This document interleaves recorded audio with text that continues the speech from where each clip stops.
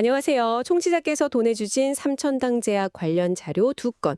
이걸 가지고 오늘 한번 깊게 파고 들어가 보죠. 네, 하나는 2025년 11월 12일, 그러니까 정말 며칠 전에 나온 아주 따끈따끈한 공시고요. 네, 다른 하나는 회사의 속사정을 볼 수 있는 최신 3분기 보고서. 맞습니다. 오늘 목표는 이 두 자료를 딱 엮어서 보는 겁니다.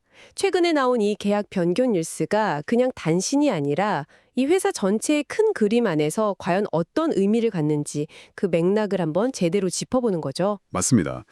보통 이런 공시 하나만 딱 보면 그냥 단편적인 호재로 생각하기 쉬운데 이 분기 보고서라는 큰 지도를 옆에 딱 놓고 보면요.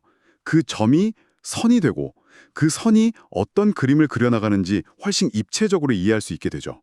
특히 이 회사의 핵심 파이프라인 SCD411의 상업화가 정말 코앞에 왔구나. 이걸 아주 실감나게 확인할 수 있는 좋은 기회입니다. 좋습니다. 그럼 가장 핵심적인 소식부터 바로 풀어보죠. 바로 그 공시 내용인데요. 삼천당 제약이 글로벌 제약사인 프레제뉴스 카비와 맺었던 아일리아 바이오시밀러, 그러니까 SD411 공급 계약을 변경했다, 이 내용입니다. 여기서 핵심은 변경이라는 단어에 갇히면 안 된다는 겁니다. 아, 변경이 아니라요? 네, 이건 사실 확장이라고 보는 게 훨씬 정확해요. 원래 계약은 미국 시장하고 브라질, 멕시코를 포함한 라틴 아메리카 6개국에 대한 독점 공급권이었거든요. 네네. 그런데 이번에 유럽의 핵심 시장 중 하나인 프랑스가 추가된 겁니다. 이건 단순히 그냥 영토가 하나 늘었다? 그 이상의 의미를 갖습니다. 그렇죠. 보통 유럽 하면 그냥 EU 이렇게 하나의 덩어리로 생각하기 쉬운데 이렇게 특정 국가, 프랑스를 딱 집어서 추가했다는 건 뭔가 좀 특별한 이유가 있을 것 같네요. 바로 그겁니다. 제약 시장은 국가별로 규제나 약가 정책이 다 다르거든요. 그래서 유럽 전체를 한 번에 뚫기보다는 보통 EU5라고 부르는 핵심 5개국부터 공략하는 경우가 많아요. 프랑스가 추가됐다는 건 파트너사인 프레제뉴스 카비가 이미 확보한 다른 유럽 지역 외에도 이 프랑스 시장에서 이 약의 성공 가능성을 아주 높게 본다는 거죠. 아, 그래서 서둘러서 이 권리를 확보하려고 했다, 이렇게 해석할 수 있습니다. 한마디로 파트너사의 확신이 더 강해졌다는 시그널인 셈이에요. 파트너사의 확신이라. 계약 내용을 좀 더 보니까 단순히 지역만 추가된 게 아니더라고요. 이게 황반변성 치료제 아일리아의 바이오시밀러인데 바이오시밀러라고 하면 보통 오리지널 약이랑 효과는 거의 같으면서 가격은 더 싼 약, 이렇게 이해하면 되죠? 네, 정확합니다. 특허가 만료된 오리지널 바이오 의약품의 뭐랄까 복제약이라고 생각하시면 쉽습니다. 근데 이번 계약에는 기존의 2mg 저용량 제품뿐만 아니라 8mg 고용량 제품까지 모두 포함이 됐어요. 아, 고용량까지요? 네, 최근에 오리지널 의약품도 투약 횟수를 줄일 수 있는 고용량 버전을 막 출시했는데 바이오시밀러가 이 고용량 시장까지 바로 따라잡겠다, 이런 의미거든요. 시장의 최신 트렌드를 절대 놓치지 않겠다는 거죠. 정말 촘촘하게 준비했네요. 근데 계약 기간을 보고 저는 좀 놀랐습니다. 제품 판매 시작일로부터 무려 20년입니다. 와, 20년. 그 20년이라는 기간은 사실상 우리 이제 한 배를 탔다는 선언하고 같아요. 아, 프레제뉴스 카비라는 글로벌 거대 기업이 단순히 제품 하나 사오는 게 아니라 앞으로 20년 동안의 황반변성 치료제 시장을 삼천당 제약이라는 파트너와 함께 가겠다, 이런 뜻이거든요. 이건 단순한 갑을 관계를 넘어선 깊은 신뢰의 표현이라고 봐야죠. 듣고 보니 그렇네요. 근데 마냥 장밋빛으로만 볼 수는 없는 조항도 딱 눈에 띄더라고요. 만약에 최종적으로 품목 허가를 못 받으면 이미 받은 계약금의 80%를 돌려줘야 한다, 이런 조건이 붙어 있어요. 이 20년짜리 파트너십이라는 게 어떻게 보면 굉장히 큰 조건부 약속처럼 들리기도 하는데요. 아주 예리한 지적이십니다. 바로 그 조항이 이 계약의 현실적인 무게감을 딱 보여주는 부분이죠. 삼천당 제약 입장에서는 우리는 허가받을 자신이 있다는 배짱을 보여주는 거고요. 동시에 프레제뉴스 카비 입장에서는 만에 하나 발생할 수 있는 실패 리스크를 관리하는 안전장치인 셈입니다. 결국 이 모든 계약이 최종 허가라는 마지막 관문을 통과해야만 진짜 돈이 된다는 걸 명확히 보여주는 대목이죠. 와, 프랑스 계약 하나에만 정말 여러 가지 해석이 담겨 있군요. 이걸 이제 회사의 전체 체그림에 넣어서 보면 그 중요성이 훨씬 더 커지겠어요. 마침 보내주신 분기 보고서가 그 퍼즐을 딱 맞춰줄 것 같습니다. 이 SCD411이 이 회사에게 도대체 어떤 존재인지 한번 들여다보죠. 분기 보고서의 연구개발 활동 파트를 보면 모든 답이 나와 있습니다.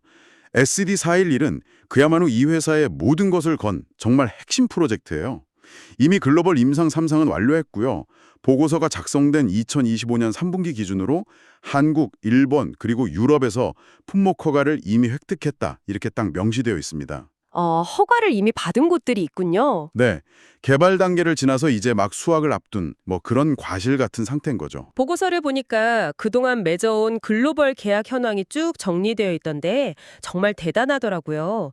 일본의 센주 제약, 캐나다의 아포텍스를 시작으로 해서 유럽, 미국, 남미, 동유럽까지 와, 이건 거의 전 세계 약국에 메이드 인 삼천당 깃발을 꽂겠다 이런 계획처럼 보일 정도예요. 그렇죠. 그 계약 목록이 바로 지난 몇 년간의 R&D 투자를 어떻게 회수할지에 대한 구체적인 로드맵인 셈입니다.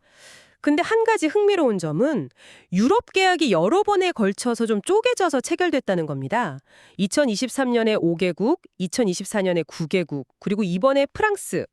보통 유럽 전체 이런 식으로 한 번에 계약하는 건 좀 어렵나요? 아니면 여기에도 어떤 전략이 숨어 있는 걸까요? 좋은 질문입니다. 그게 바로 글로벌 제약 비즈니스의 복잡성을 보여주는 부분인데요. 파트너사마다 주력으로 하는 지역이 다를 수도 있고요. 또 삼천당 제약 입장에서도 한 파트너한테 모든 걸 맡기기보다는 여러 파트너와 손을 잡고 경쟁을 유도하거나 리스크를 분산시키는 전략을 쓸 수도 있습니다. 또 초기 단계에서는 일부 국가 계약으로 시작해서 제품의 가치가 입증되면 다른 국가로 확장하는 일종의 간보기 전략일 수도 있고요. 이번 프랑스 건도 그런 맥락에서 볼 수 있겠네요. 그런 전략적인 계산이 깔려 있군요. 확실히 일본이나 유럽에서 허가를 먼저 받으니까 계약에 힘이 실리는 건 분명해 보입니다. 하지만 반대로 생각해보면 계약은 이렇게 많이 했는데 아직 세계에서 가장 큰 시장인 미국 허가라는 산이 남아있지 않습니까? 이 모든 계약들이 결국 미국 FDA의 결정을 기다리는 조건부 희망이다 이렇게 볼 수도 있겠는데요. 맞습니다. 냉정하게 보면 그 말이 맞죠. 미국 시장이 워낙 크기 때문에 FDA 허가 여부가 전체 프로젝트의 성패를 가를 가장 중요한 변수인 걸 사실입니다. 하지만 반대로 일본이나 유럽 같은 주요 규제기관에서 먼저 허가를 받았다는 건요. 약의 효능과 안전성에 대한 데이터를 이미 공인받았다는 의미이기도 하거든요. 이건 FDA 심사 과정에서도 굉장히 긍정적인 레퍼런스로 작용할 수 있어요. 또 다른 나라에서 계약이 계속 추가되고 있다는 사실 자체가 FDA를 설득할 또 하나의 무기가 될 수도 있고요. 리스크는 분명 있지만 그 리스크를 줄여나가는 과정을 우리가 지금 보고 있는 셈입니다. 결국 이 모든 글로벌 확장과 R&D에는 정말 막대한 돈이 들어갈 텐데 그 자금은 다 어디서 나오는 거죠? 그게 바로 이 회사의 본질을 이해하는 두 번째 열쇠입니다. 바로 회사의 본업, 안과영재죠. 그 인공 눈물 같은 저만제 사업이요? 네. 분기보고서를 보면 안과영재 매출 비중이 전체의 60%가 넘습니다. 바로 이 사업이 SCD411이라는 거대한 도전을 뒷받침하는 든든한 캐시카우인 셈이죠. 2012년에 국내 일회용 저만제 1위 기업이었던 옵투스 제약을 인수한 게 지금 와서 보면 미래를 위한 정말 최고의 한 수였던 겁니다. 안정적인 본업에서 번 돈으로 미래 성장 동력에 투자한다. 아주 교과서적인 성장 전략이네요.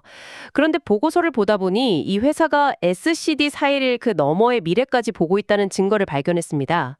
바로 당뇨병 치료제 개발 현황인데요.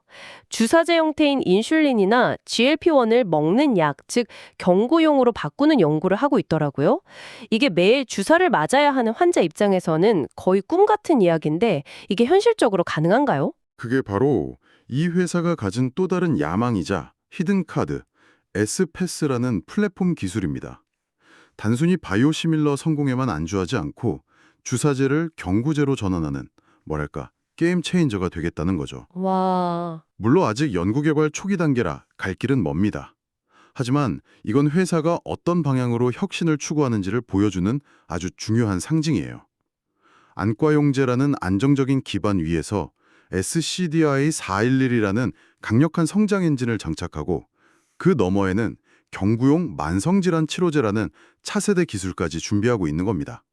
단계별 성장 포트폴리오를 구축하고 있는 거죠. 정리가 좀 되네요. 오늘 청취자께서 보내주신 자료들을 통해 본 삼천당 제약은 최근 프랑스 계약 확장으로 주력 파이프라인의 성장 모멘텀을 다시 한번 확인시켜 줬습니다.